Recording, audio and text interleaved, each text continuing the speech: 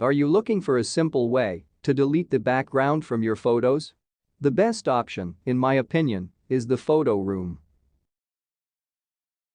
To begin, go to the Google Play Store and download Photo Room. With over 1 million downloads, this app has received positive feedback. The best part is that this app is absolutely free. Let's take a look at how this app works. To add an image, click the plus sign and select Gallery. Select an image and wait for the scanning process to complete. Then, on the right side of the app, you may find 3 options and select the bottom one. Select the erase option to remove the background.